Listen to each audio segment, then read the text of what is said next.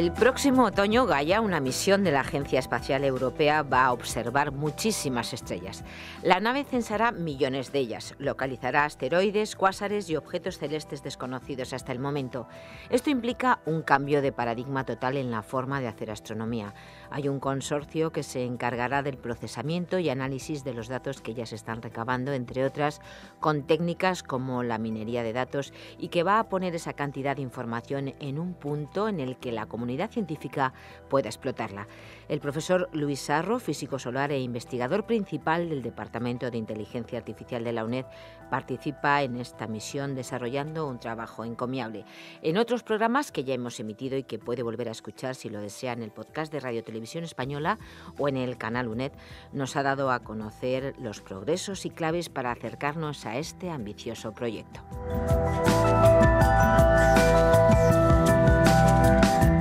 Hoy le acompaña un astrónomo del CSIC con el que va a compartir unos minutos para comentarnos muchas cosas sobre el cielo que nos van a sorprender.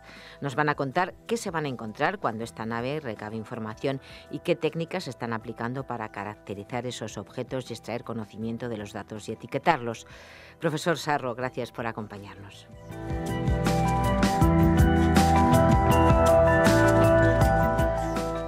Hola a todos, hoy tenemos como invitado a Hervé Bouy, que es un astrónomo experto en formación estelar y que trabaja para el Consejo Superior de Investigaciones Científicas en el Centro de Astrobiología. Hola Hervé. Hola, buenos días. ¿Qué hay? Esto forma parte de una serie de entrevistas que venimos haciendo desde hace tiempo con los científicos investigadores que colaboran con el Departamento de Inteligencia Artificial de la UNED en temas que tienen que ver con la investigación en astronomía y astrofísica, pero que también tienen que ver con el análisis estadístico y la minería de datos. Como hemos hablado en otras ocasiones, la astronomía está entrando en una época en la que se acabó el tipo de investigación que se hacía hace 50 años, en la que el astrónomo iba al observatorio, al telescopio, tomaba observaciones de 1, 2, 10 estrellas y se volvía a casa con sus datos a analizarlos durante meses. Ahora se está imponiendo cada vez más un tipo de investigación en el que los astrónomos observan miles, cientos de miles, millones de fuentes, que pueden ser estrellas o pueden ser galaxias o objetos todavía más distantes como los cuásares, y analizar, extraer conocimiento, información de esa cantidad ingente de observaciones requiere de técnicas como las que en el Departamento de Inteligencia Artificial estamos desarrollando.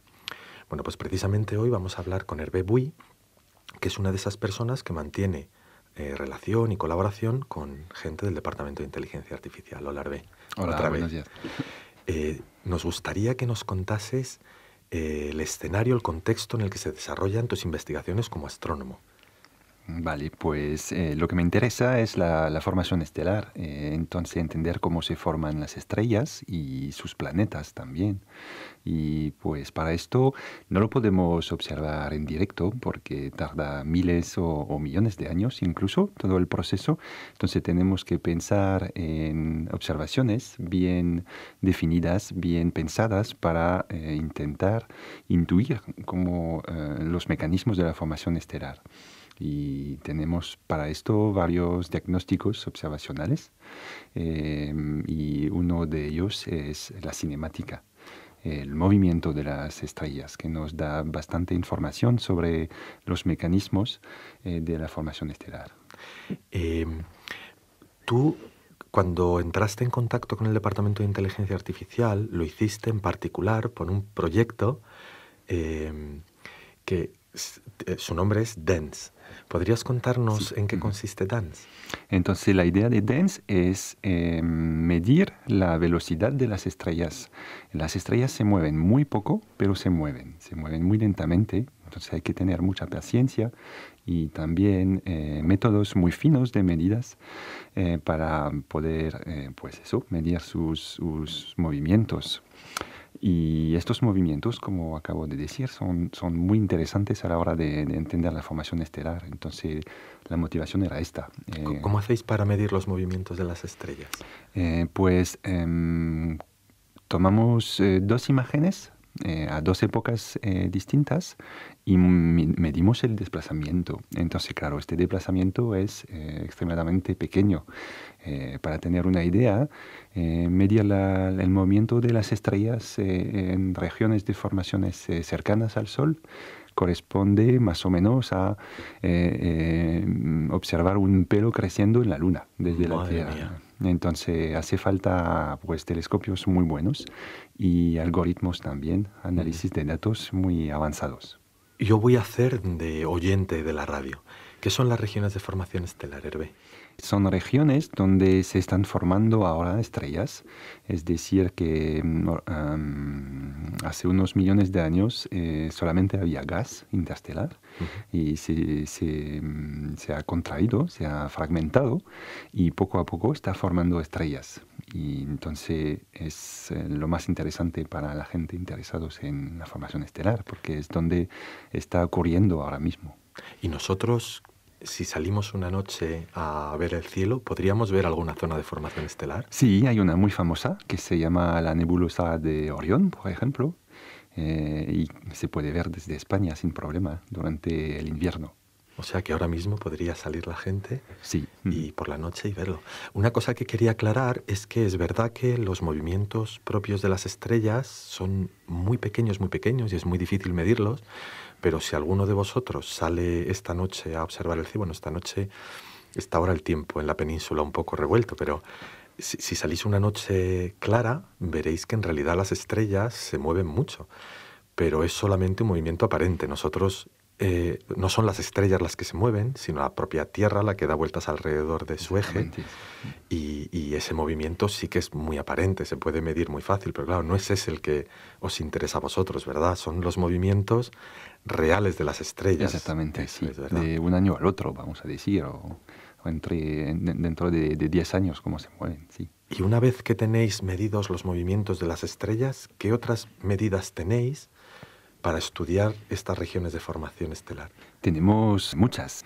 Pues primero las propiedades de las estrellas ellas mismas, entonces su temperatura que medimos a través de sus espectros o sus colores, porque las estrellas tienen colores también, hay unas rojas, hay unas azules y según, en general el color es relacionado directamente con su temperatura, entonces tenemos esta información.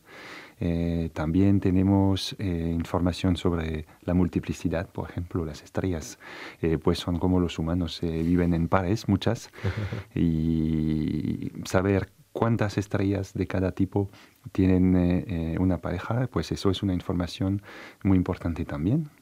También las propiedades de los discos de las estrellas. Las estrellas jóvenes nacen con un disco de polvo, y entender las propiedades de estos discos nos da también muchísima información sobre los mecanismos de formación de las estrellas y de sus planetas. Las planetas se forman dentro de estos discos. Tú también trabajas en ese ámbito, en el estudio de planetas, exoplanetas que llamamos, los que están dando vueltas alrededor de otras estrellas. Pues directamente no, pero a través del estudio de los discos protoplanetarios sí, vamos a decir, me interesa este tema. En esta colaboración entre el Departamento de Inteligencia Artificial y el Centro de Astrobiología hay una parte que es la más romántica, que es la de los astrónomos que van a observar a los telescopios más importantes del mundo, y está la parte menos romántica, que es la que hacemos nosotros en el Departamento de Inteligencia Artificial, que es la de la minería de datos y el análisis estadístico, que nos encerramos en nuestros despachos con ordenadores a estudiar la distribución de las propiedades de estos objetos y a intentar ayudar a los astrónomos a sacar un poco de conocimiento a partir de ahí. ¿Qué fue exactamente lo que te llevó a ponerte en contacto con nosotros? Pues mi ignorancia en el tema. Simplemente que, como has dicho, estamos llegando en una era donde pues no estudiamos un objeto o dos o tres, no, ni 100, pero millones. Y para hacer estos estudios se hace falta nuevas herramientas que yo no manejo bien, y entonces estuve buscando especialistas en base de datos y minería de datos a gran escala. Y entonces estoy encantado de trabajar con la gente de aquí que tienen esta experiencia. Cuando Hervé se puso en contacto con nosotros, lo que nos pedía era algo que en astronomía se hace relativamente a menudo ahora, y es intentar resolver un problema que voy a explicar a continuación, pero en un espacio de muchísimas variables. ¿Qué significa esto? Bueno, pues Hervé venía debajo del brazo con una base de datos de aproximadamente 2 millones de fuentes, de objetos, la mayoría mucho más débiles de lo que es capaz de ver nuestro ojo, en una zona donde se han formado estrellas recientemente que también se puede ver a simple vista. Es el llamado cúmulo de las Pléyades, que se ve también ahora en invierno. Es un racimo de estrellas muy bonito, muy bonito. Las que podemos ver a simple vista son estrellas extraordinariamente calientes. Y él venía con observaciones de esa zona de, como digo, hasta 2 millones de fuentes. Y él en sus observaciones tenía los movimientos de esos 2 millones de fuentes, pero también venía con medidas del brillo en diferentes longitudes de onda. En luz como la que son capaces de ver nuestros ojos, que es lo que todos llamamos el visible, pero algunas también en una zona que llamamos el infrarrojo, que nuestro ojo es muy, muy, muy poco sensible o directamente insensible. Hay animales que sí son capaces de ver en el infrarrojo, pero nosotros no. ¿Por qué es importante para analizar las zonas de formación estelar observar estos objetos en el infrarrojo, Hervé? El infrarrojo tiene muchas ventajas. En las regiones de formación estelar hay todavía mucho polvo. Y este polvo tapa la luz. Funciona un poco como una pantalla. Entonces las estrellas jóvenes están dentro de este polvo y para observarlas no podemos mirar en el visible porque el polvo justamente bloca la luz del visible. Sin embargo, el infrarrojo permite ver a través de este polvo. Entonces nos permite ver lo que ocurre dentro de las nubes moleculares. Ajá. Bueno, pues Hervé, como os contaba, venía con este conjunto de datos descomunal bajo el brazo y el problema que él quería resolver era el de distinguir las estrellas que pertenecen a esta zona de formación estelar, de las Pléyades, de todas las estrellas que estaban por delante o por detrás, pero en la misma zona del cielo. Claro, en astronomía una de las cosas más difíciles de medir es precisamente la distancia. De manera que si nosotros miramos a una región del cielo, vemos muchísimas estrellas, pero no sabemos cuáles están más cerca o más lejos. Alguno de vosotros podría pensar que el brillo es un indicador de distancia, y hasta cierto punto es así.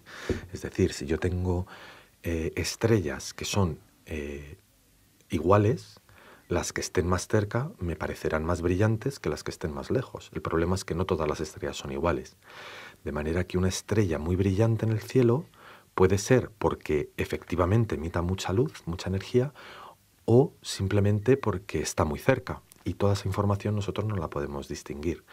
Entonces, Hervé venía con estos 2 millones de fuentes y él necesitaba saber cuáles eran las estrellas que estaban en esa zona de formación estelar, distinguirlas de las que estaban por delante y por detrás. Y para ello lo que él quería era utilizar toda la información de que disponía, es decir, los movimientos de las estrellas, pero también su brillo en diferentes longitudes de onda, en las diferentes bandas que utilizamos los astrónomos.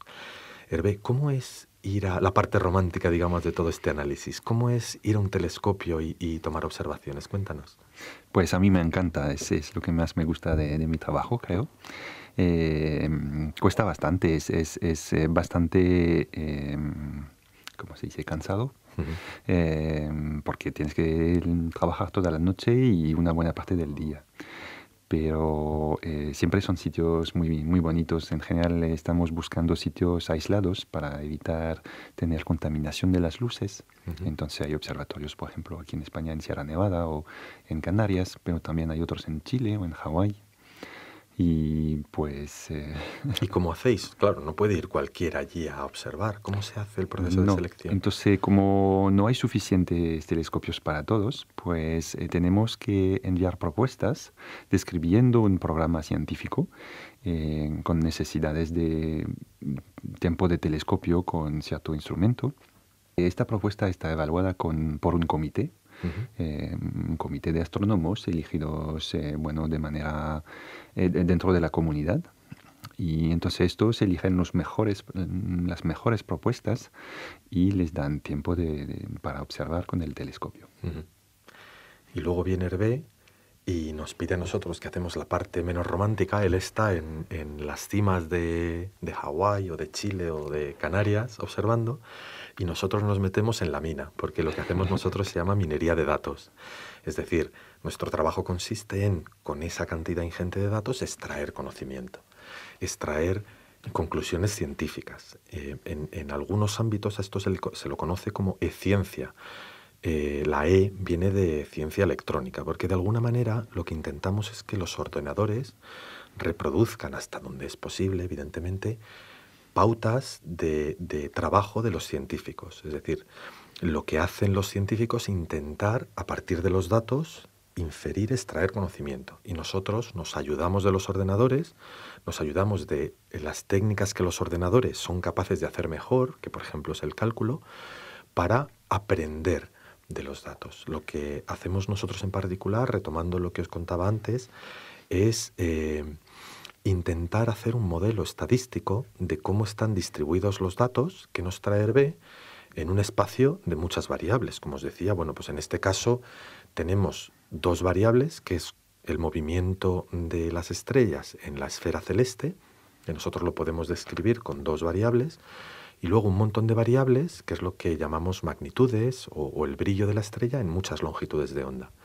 Y nosotros intentamos hacer un modelo estadístico de cómo están distribuidos precisamente los miembros del cúmulo que ya conocíamos, que ya sabíamos que estaban ahí, para descubrir nuevos miembros.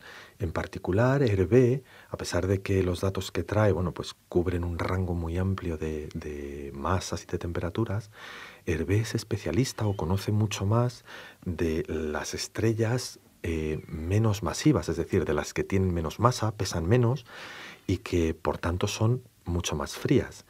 En general, en astronomía las llamamos, bueno, pues estrellas de baja masa o enanas marrones. ¿Qué son las enanas marrones, Hervé?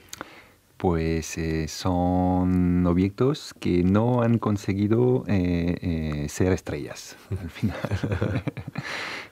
Se han quedado demasiado pequeños para empezar las reacciones nucleares en su corazón y tener el mismo brillo y el mismo calor que una estrella. Una de las cosas que yo quería preguntarte es por el funcionamiento de las colaboraciones en el mundo de la ciencia, en particular en astronomía, porque hace 15 días Hervé y yo nos encontramos en la Universidad de Grenoble precisamente para una reunión de una colaboración amplia. Allí había gente del Reino Unido, de Alemania, de Francia. Estábamos nosotros, aunque Hervé está asimilado a español, pero él es francés. ¿Cómo funcionan este tipo de colaboraciones? Pues bastante bien y es muy interesante, es muy bonito. También es un aspecto de la ciencia que me gusta mucho, trabajar con gente de muchos horizontes. Y creo que es muy importante mezclar las experiencias de varios equipos, unos, por ejemplo, especializados en observaciones, otros en minería de datos, otros en simulaciones numéricas o en modelos teóricos, para interpretar a fondo los datos y las simulaciones que hacemos para entender la formación estelar. Ajá. Y también el hecho que son colaboraciones internacionales me parece muy bonito porque cada país, cada cultura va a tener una visión, una manera de trabajar distinta, una cultura científica distinta, y entonces aprendemos mucho colaborando entre varias nacionalidades y culturas. Es muy interesante. Es curioso porque lo que hacemos aquí en el Departamento de Inteligencia Artificial de la UNED es algo que en el mundo, digamos, de las ciencias de la computación a veces se le llama el cuarto paradigma, porque la ciencia, y sería largo de explicar, pero a lo largo de su historia, desde que, digamos, que la inventaron los griegos, ha pasado por diferentes etapas. La primera le podríamos llamar la inducción, ¿no? Es decir, a partir de muchos datos, se trataba de establecer principios generales, ¿no? Estudiando las regularidades. Bueno, pues en aquella época lo que se hacía era algo muy parecido al naturalismo, ¿no? Se estudiaban las plantas y los fenómenos de la naturaleza y se establecían leyes basadas en la repetición de hechos, ¿no?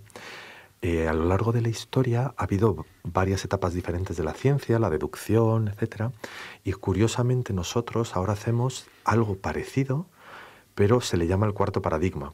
Le llaman el cuarto paradigma porque intentamos de igual manera establecer leyes, entender la naturaleza, también a partir de datos, pero lo hacemos con técnicas muchísimo más sofisticadas en las que intentamos involucrar a los ordenadores, ¿no? De alguna manera.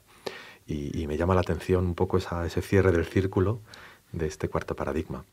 Hervé, para la gente que esté escuchando el programa y que quisiera participar, bueno, obviamente nosotros tenemos los programas de colaboración que establece habitualmente la universidad. Bueno, pues a través, por ejemplo, del máster de inteligencia artificial, nosotros ofertamos trabajos que se conocen como trabajos fin de máster, ¿no? Ahora mismo es la mitad de los créditos que forman parte del máster. Hay 30 créditos que se imparten como docencia de asignaturas y luego hay 30 créditos que es un trabajo de iniciación a la investigación. Bueno, pues eso evidentemente para la gente que tenga una formación universitaria, etcétera, es una forma de participar en este tipo de programas. Nosotros la semana pasada también ofertamos, al mundo es una forma un poco exagerada de decir, ¿no? Pero un programa de doctorado precisamente para el análisis de estos datos, ¿no? Sería un programa de doctorado conjunto en el que codirigiríamos astrónomos y expertos en inteligencia artificial. Pero me contabas justo cuando estábamos llegando aquí que hay además otra forma de participar que no exige un nivel de formación tan alto, ¿verdad? ¿Podrías contarnos un poco más? Sí, exactamente. Una de las cosas bonitas con la astronomía es que el público puede involucrarse. Estamos preparando un sitio web donde el público podrá venir a ayudarnos a hacer ciencia y participar a descubrimientos, en particular de descubrimientos de asteroides, que es un producto que al principio no habíamos pensado estudiar, pero está aquí en los datos y descubrimos miles de asteroides. Entonces es algo que bastante interesante. Es un programa de lo que llamamos ciencia ciudadana, donde hace falta mucha gente para hacer un ejercicio sencillo, pero muchas veces. Entonces, pues no lo podemos hacer solos en nuestros despachos, es demasiado trabajo. Los ordenadores nos podrían ayudar, pero al final hemos visto por experiencia que la clasificación humana es en general más eficiente, más robusta. Entonces,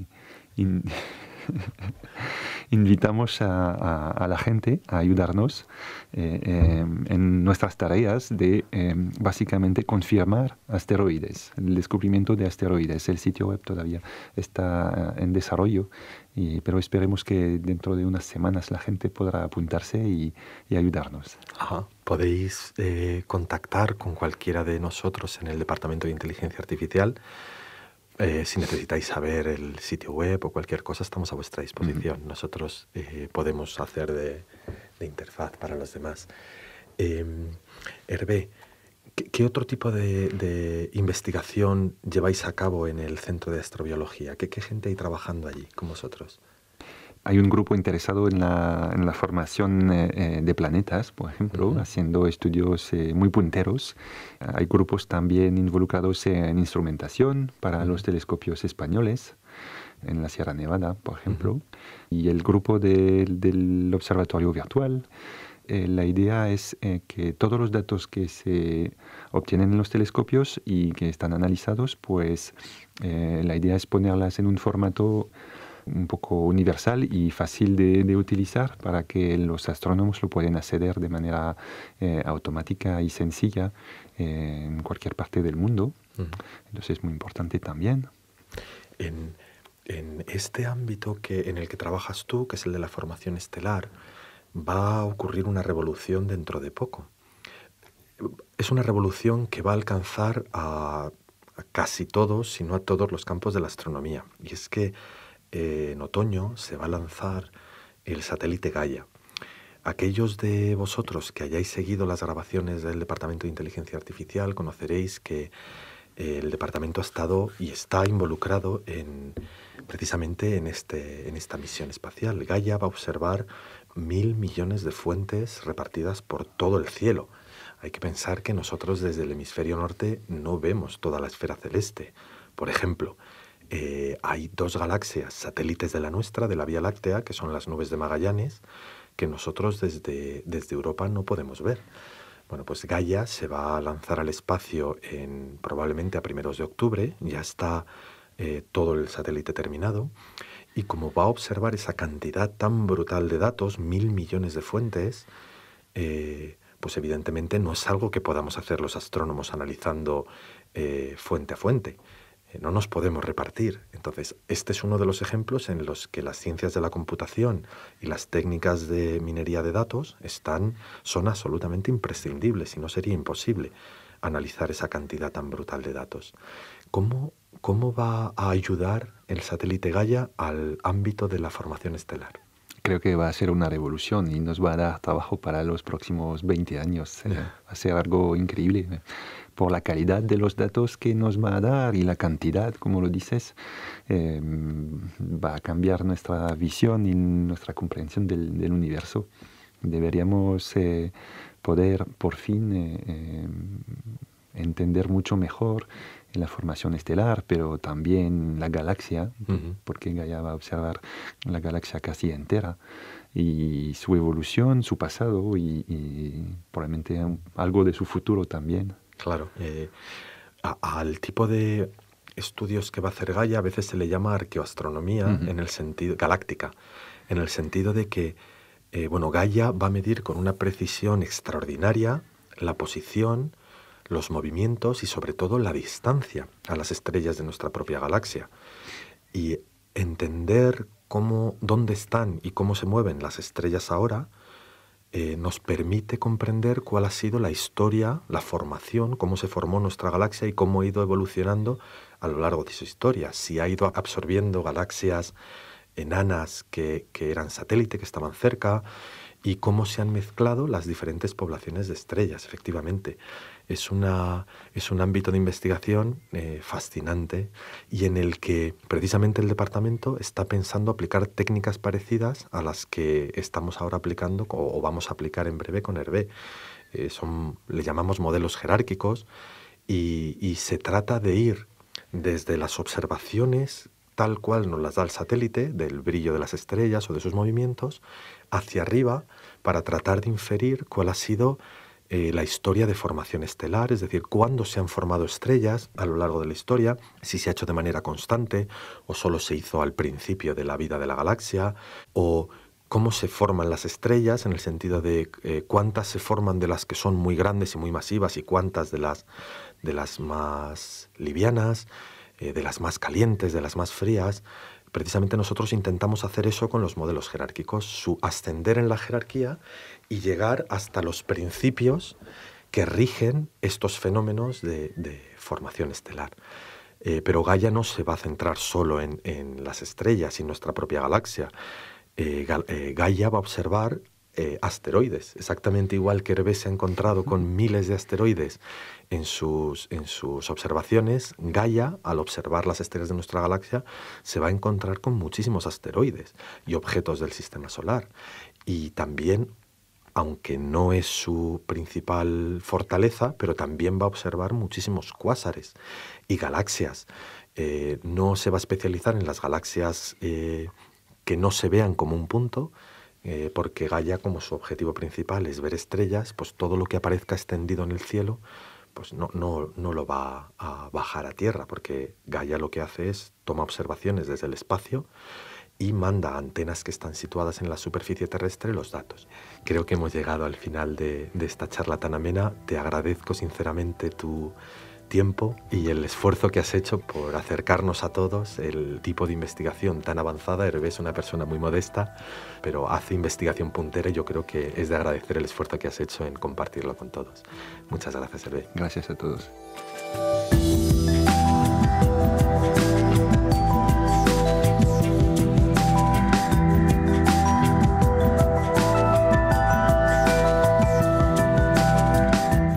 Una misión que va a observar multitud de estrellas implica un cambio de paradigma total en la forma de hacer astronomía.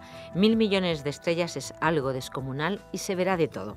Nos lo han contado Hervé Buy, astrónomo, experto en formación estelar, investigador del Centro de Astrobiología del Centro Superior de Investigaciones Científicas, y Luis Sarro, profesor del Departamento de Inteligencia Artificial de la UNED.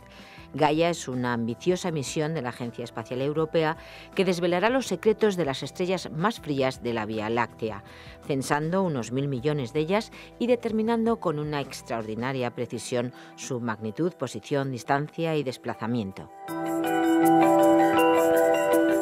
A finales de 2013 se pondrá en órbita la misión. El profesor de la UNED del Departamento de Inteligencia Artificial, Luis Sarro, es uno de los investigadores más importantes de este proyecto, que considera se convertirá en la piedra roseta de la Vía Láctea, porque sus resultados servirán para entender los procesos físicos que subyacen a la gran variedad de objetos que pueblan la galaxia.